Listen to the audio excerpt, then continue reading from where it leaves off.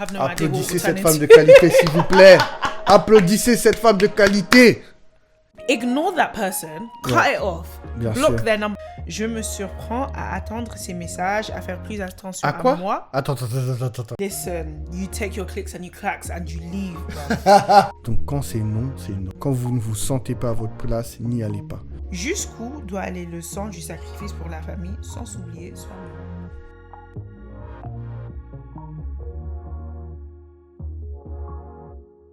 Salut tout le monde, j'espère que vous allez bien et bienvenue chez Maison Meffrey. So today guys, we are back with a dilemma episode and we're going to get straight into it. Yeah, on perd pas de temps. Aujourd'hui, épisode dilemme. Il y a des gens qui ont dit qu'ils n'ont pas compris ce que c'était les dilemmes. En fait, c'est simple, c'est des story time en soi avec des questions. Mais juste story time à la base, c'est une histoire et un dilemme, c'est une question. Genre, c'est un dilemme, comme en français, quoi. Voilà. Donc, voilà. So let's get into it. Premier dilemme. Salut Mickaël et Esther, j'aime beaucoup votre podcast. Je vous écoute souvent en allant au travail. J'ai 27 ans et je suis en couple depuis un peu plus de 2 ans. On s'aime, on s'entend bien, il n'y a pas de gros conflits. Le problème, c'est qu'en ce début d'année, je ressens une forme de décalage.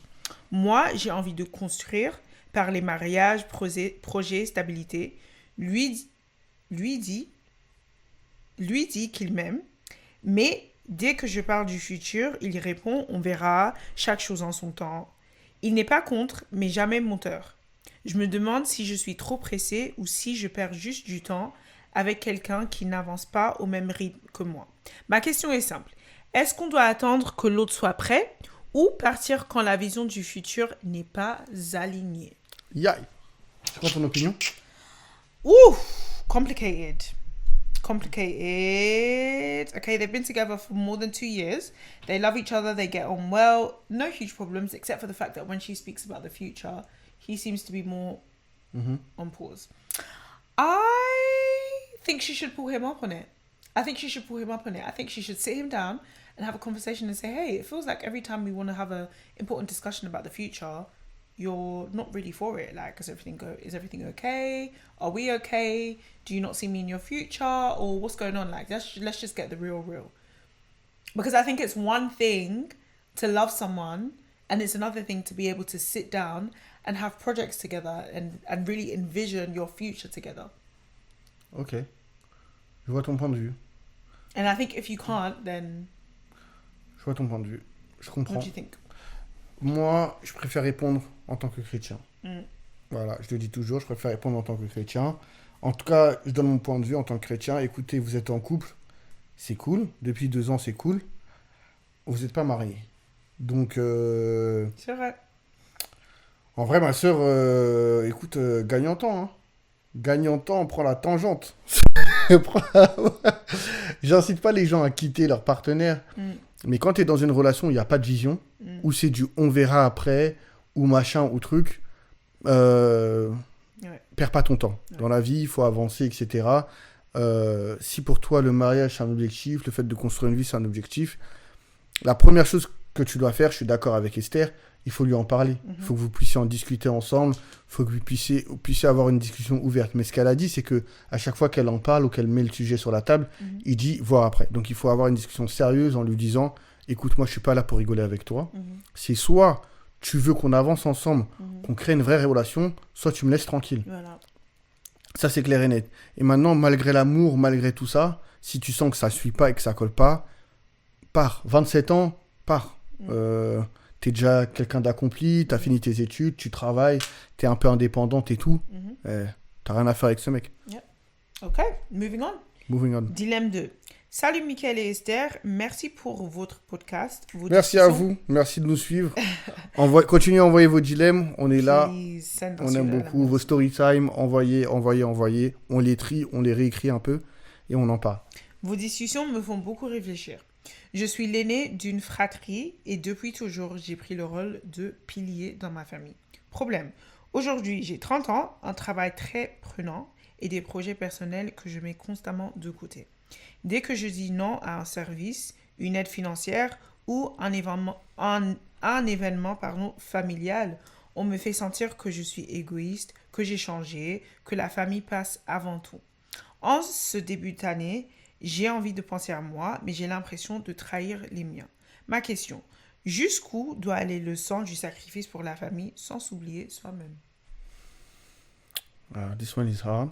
Celle-là, elle est vraiment compliquée. Je vais pas vous mentir, je sais pas trop comment répondre parce que j'ai l'impression que voilà, c'est un peu ça dans beaucoup de familles. Ce que je pourrais dire, c'est il faut savoir dire non. Il faut apprendre à dire non. Toute mesure bien gardée, bien évidemment. Pour les gens qui ont des familles comme les nôtres, les familles nombreuses, où les parents comptent sur nous, où on a été élevé avec un sens de la fratrie, etc. C'est difficile, et j'en ai déjà parlé dans d'autres épisodes, le rôle de l'aîné, il est super important, donc c'est pas facile de s'en débarrasser. Mais il faut créer des bonnes frontières, des bonnes limites avec sa famille, pour qu'ils comprennent que malgré le fait que vous soyez aîné de leur famille, vous construisez aussi votre propre vie, votre propre famille. Donc quand c'est non, c'est non. Quand ça ne me plaît pas, ça ne me plaît pas. Quand vous ne vous sentez pas à votre place, n'y allez pas. On vous a éduqué pour prendre soin de votre famille, de vos frères et sœurs. C'est bien, ça a déjà été fait jusqu'à un certain niveau, mais après, n'allez pas plus loin. Si c'est niette, c'est niette. Ne faites pas plus parce que sinon, vous allez vous détruire mentalement. Je suis d'accord. And I think especially at the fact that you're now 30 years old, it's time to start prioritizing your projects. I think you need to channel the energy of the second born. Bien sûr. The second born child is always the rebellious child. And they call them the rebellious child not because they're rebellious, but because they put themselves first. Exactement. And I think you need to channel that energy. It's something that I've tried to start doing in the past couple of years because I came to the realization that you will begin to have resentment against your family. Yeah. And that's not something that you want. Because the unfortunate fact is, if you get to 50 years old and you say to your parents or your brothers or your sisters, oh, I'm at this place in my life because of you guys, or I didn't do this because of that, because of you, they will turn around and say to you, well, we didn't ask you to do that. Exactement. And on t'a then pas forcé. You're going to feel so depressed, you're going to feel so lonely, you're going to feel so stupid for not having put yourself first. That it's just going to be unimaginable. So my advice, learn how to put yourself first from now. And guess what? Once you start doing it, they will get used to it. They will figure out life on their own. They'll be mad at first. They will say everything that they want to say. They will call their aunts and uncles to talk about you. They will say that you're rebellious. They will say that you have your own character. They will say that you're moody. They will say all of these things. Guess what? Who cares? On s'en fiche. Because at the end of the day, you will be happy with the decision that you've made. Exactement. Totalement d'accord avec toi, 100%. Et puis moi, j'ai un grand lien à la famille. Hein. Tout le monde le sait, je suis très attaché à ma famille. J'essaie tout le temps de me tordre en 4, en 6 pour faire en sorte que ma famille soit contente. Mais comme je dis dans un épisode d'avant, il y a des moments où je vais voir personne. Voilà. Et je vais voir personne. Ça n'enlève rien à l'amour. Quand on va se revoir, on va être ensemble et tout. Mais il faut prioriser, c'est important. Je suis d'accord. Dilemme 3. Salut Mickaël et Esther, j'adore votre podcast. Just compliments upon compliments. Vous êtes vraiment gentils. Hein. C'est très gentil. Bon, j'avoue, j'ai réécrit un peu, j'ai réarrangé. Les détails, ils donnent plus de détails. Ils donnent plus de détails sur ce qu'ils aiment ou ce qu'ils n'aiment pas, mais il faut qu'on soit rapide. Ok. Continuez ce que vous faites. Je travaille dans une entreprise depuis 3 ans. Récemment, on m'a proposé une belle opportunité, plus de responsabilité, plus de visibilité, mais sans augmentation immédiate. On me dit que ça viendra plus tard. Le souci, c'est que je vois déjà des collègues accepter beaucoup, donner énormément et ne jamais vraiment être récompensé. Récompensé.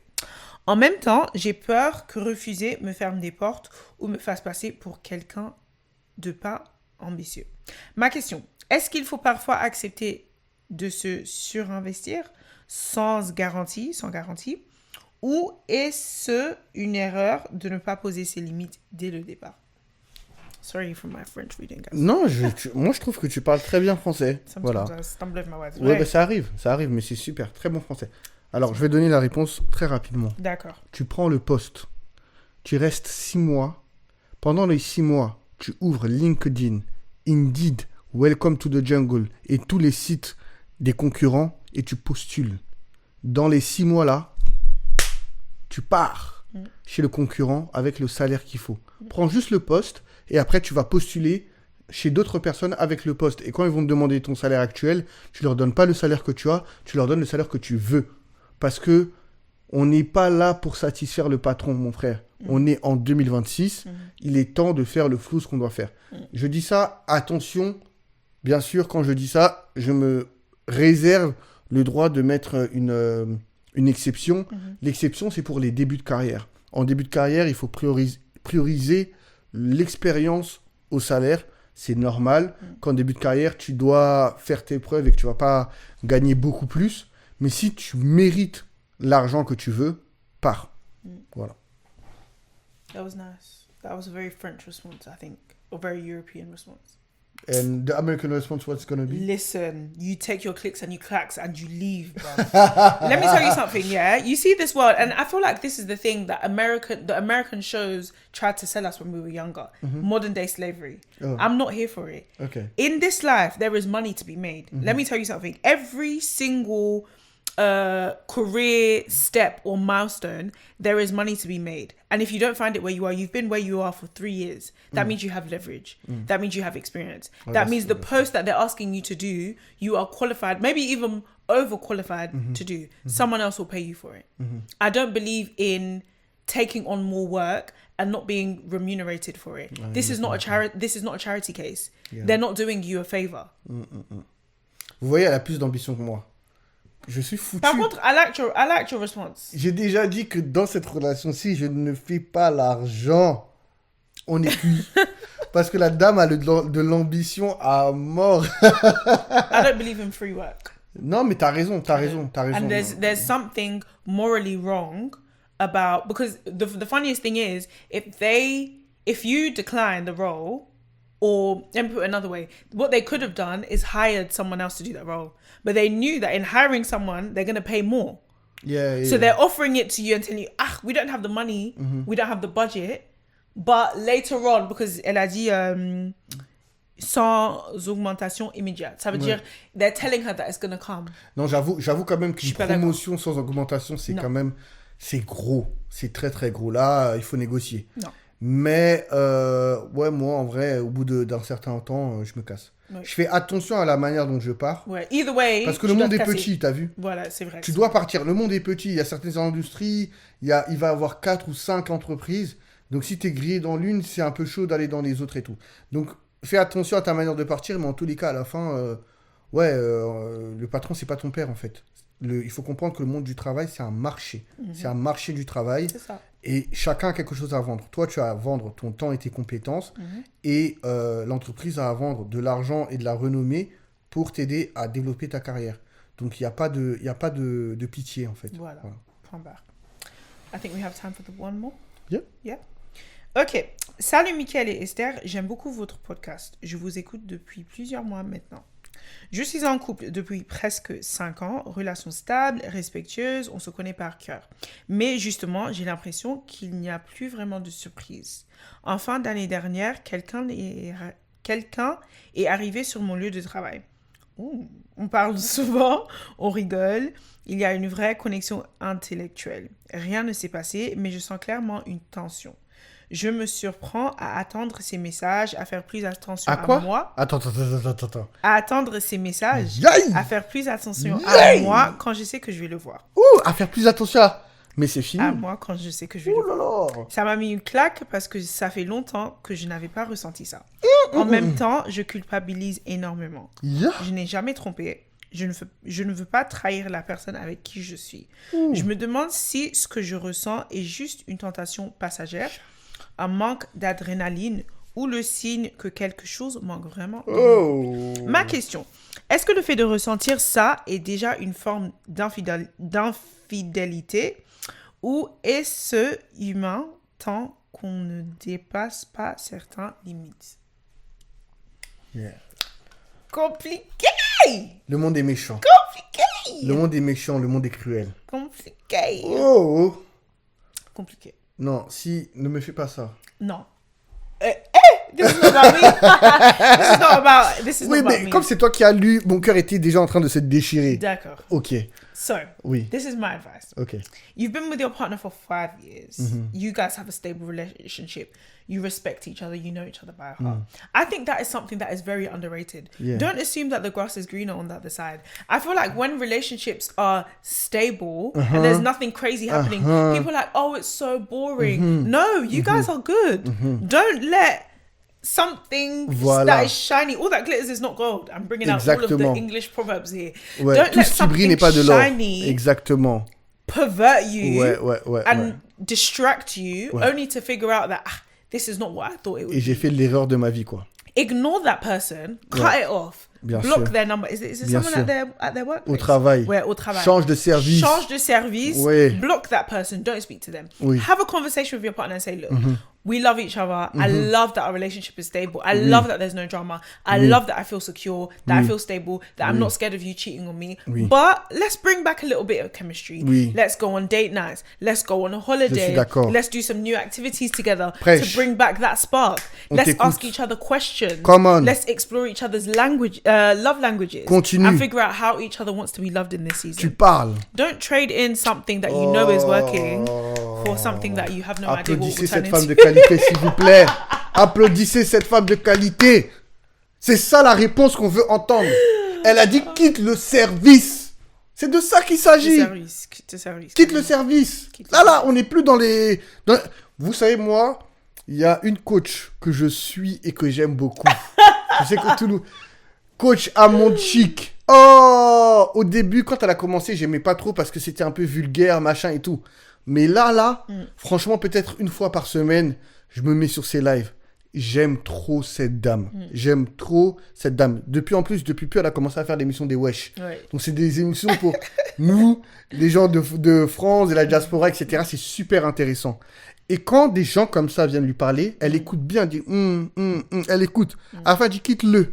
Faut laisser ton mari, comme ça, nous, on va venir le prendre. C'est vrai. Parce que toi, tu as un esprit de Janju. Ouais. Voilà. Tu as un esprit de Poclet. Ouais. Et tu fais des bêtises. Excusez-moi pour ces vulgarités. Mais ce que je veux dire, c'est que... Et puis là, je suis pas en train de dire que la personne, elle a un mauvais fond. C'est normal quand c'est stable, etc. Voilà. C'est humain. Mais ce que je veux dire, c'est que ne tombe pas dedans. Ça, c'est une pure tentation. Ne tombe pas dedans. Parce que comme elle a dit... L'herbe n'est pas plus verte ailleurs. Tu vas foigner ta vie. Tu vas la détruire. Mais je comprends une chose. Et ça, c'est tout à ton honneur. Tu as dit, je ne suis pas quelqu'un qui trompe et je ne veux pas tromper. Malgré tout, je veux te dire que le fait de tromper quelqu'un, c'est pas seulement le fait d'aller en intimité avec cette personne. C'est toutes les barrières que tu es en train de briser, que tu aurais dû préserver pour ton partenaire. C'est vrai. Et ça, c'est humain de faire ce genre d'erreur-là, mais il faut pas laisser la place. Dès que tu as commencé à faire ça, sache que ce que tu fais, c'est pas bon. Donc, il faut casser avec cet esprit qui est en train de grandir en toi pour qu'il ne prenne pas la place. La voix du diable, elle est vraiment large. Ouais. Elle est large, elle est magnifique. Ce collègue qui t'apporte un café, qui est gentil, qui est beau, qui va à la salle de sport pendant que ton mari est un peu grossi. Nanani, nanana. C'est tout ça qui va venir vraiment détruire ta vie. Et encore une fois, en tant que chrétien, il n'y a rien de pire. Même le Christ lui-même a dit que nul ne se sépare de son épouse, sauf pour cause d'adultère. Ouais. Donc l'adultère, c'est vraiment la chose qui va venir détruire totalement le lien du mariage. Vraiment, elle est mariée, la fille ? Je pense pas. Couple depuis presque 5 ans. Bon, on ne sait pas si elle est mariée ou pas. En tout cas, si tu es marié, respecte. Que le mariage soit respecté de tous. Respecte ton mariage. Respecte ton mariage. Et de toute façon, elle a déjà tout dit dans ses conseils.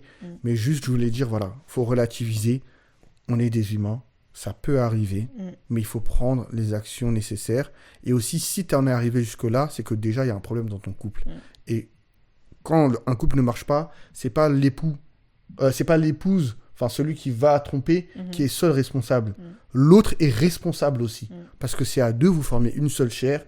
Donc il faut vraiment s'asseoir pour discuter, pour parler, pour mettre les barrières en place, pour raviver la flamme, pour recréer une santé. Je suis d'accord. C'est mon rêve en tout cas, qu'on puisse toujours être comme ça, parce que l'histoire là que tu as racontée, mon cœur était déjà en train de fondre. But that was the easy bit. This wasn't written in the dilemma, but I have a question. Yeah. At this stage, does she tell her partner or not? Yes, I think Je pense que beaucoup de gars... Ouais. Because that could be the end of her relationship. Knowing the way a lot of men are, or let me just say the men that I know. We don't have long, by the way, so we're not going to get too much into it. But knowing the men that I know, her admitting at this stage could be the downfall of her relationship. So does she admit or does she not? Ok, je vais te poser la question. Si c'était moi. C'était toi? Je sais, tu veux savoir. Et moi, exactement, je sais que tu sais que tu veux savoir, parce que si je le dis pas, et que après des années, you found out, là maintenant, elle va me sortir que tu m'as trompé. Tu m'as trompé.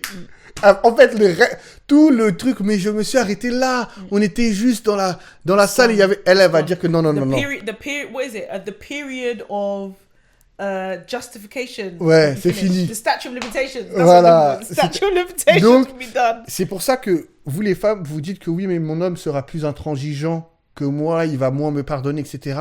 Mais tu connais les termes de ta relation. Donc, si tu sais que ton homme sera intransigeant sur ce point-là, ne va pas jusqu'à ce point-là. Mais à partir du moment où tu l'as fait, il y a une transparence. Tu dois en parler. Et si tu n'en parles pas, sache que tôt ou tard... He will find out. Pas il va find out, mais c'est un poids qui est sur la relation. Ouais, donc ça va la détériorer. Toi, tu vas commencer à agir différemment dans l'intimité. Tu vas essayer de raviver la flamme, il ne va pas comprendre pourquoi. Ça va être un peu compliqué. Au final, tu vas te rendre compte 10 ans après que c'est lui maintenant qui a commencé à te tromper. Ou bien, toi, il y aura un autre collègue qui va venir et cette fois-ci, tu ne pourras pas résister parce que tu n'auras pas ton partenaire accountable qui va t'aider à résister à la tentation. Franchement... Surtout en tant que chrétien, la justice, elle nous est répétée dans la parole constamment. Soyons justes, soyons justes, soyons justes. Si vous agissez pas justement face à ça, libre à vous, mais moi je vous soutiens pas. Je suis d'accord. Very hard conversation to have, but an important Franchement. one. Especially if you respect your partner. En tout cas, la personne qui a écrit ce dilemme, faut suivre les lives de la coach. Je pense que d'un point de vue terre à terre, elle est vraiment terre à terre. Ça aide. Et pour le reste, il faut lire la Bible. Yeah. Franchement, la Bible a la réponse à tout. Et à des situations comme ça, quand on se souvient de David et Bathsheba, on sait ce qui s'est passé après.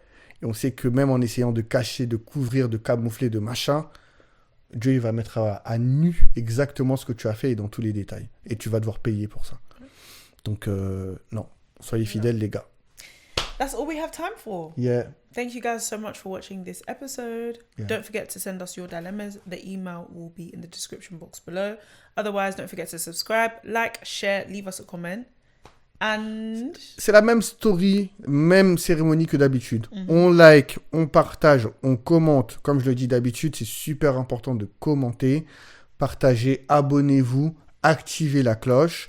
Partagez à l'ami d'un ami, d'un ami, d'un ami. Voilà. De toute manière, on sera toujours là. Donc, vous allez nous supporter. En tout cas, c'était un plaisir de vous avoir à la maison comme d'habitude. On se revoit très bientôt. In the next episode. Bye.